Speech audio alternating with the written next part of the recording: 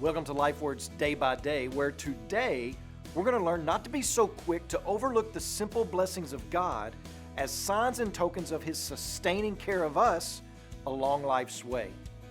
We ended Day by Day last week by noting David's desperation in running from King Saul, which leads to a desperate request from David to the priest Ahimelech. We are in 1 Samuel chapter 21, and we have this interchange about the type of bread that is available to David.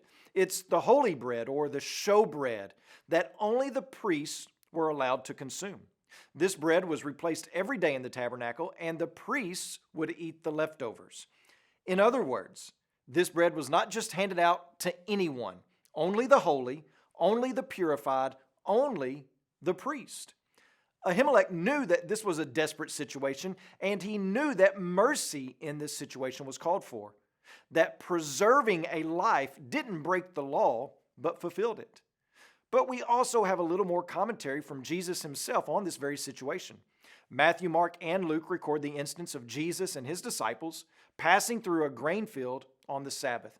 And the Pharisees saw the disciples grabbing some of the grain, rubbing it in their hands to remove the shell, and then eating it.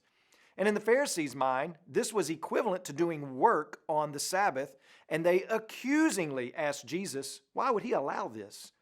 Jesus then says, have you not read what David did when he was hungry, he and those who were with him? Jesus was referring to this very event in 1 Samuel 21.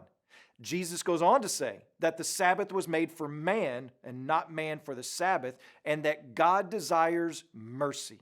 In other words, when there were desperate situations, extenuating situations, when a life was on the line, then the priest had the authority and the duty to preserve life. This is how we know that David was in a desperate situation. He had no food. There wasn't a fast food joint on every corner. He was a wanted man. He couldn't just pop into any house. He didn't know who to trust. And so he goes to the priest, and the priest gives to him what is not normally lawful to give to anyone but another priest. And then the narrator gives us another question that David asked Ahimelech. Do you have any weapons? Lo and behold, they have at that very tabernacle the very sword of Goliath, the sword David himself swung in order to remove Goliath's head from his body. And we see that God takes care of his chosen one in his time of desperation. God does not abandon him or us in our desperation. So what are we to make of this, especially in light of David's deception prior to this? If we look back, we will see that bread is actually a sign of the Lord's blessing and confirms God's purpose.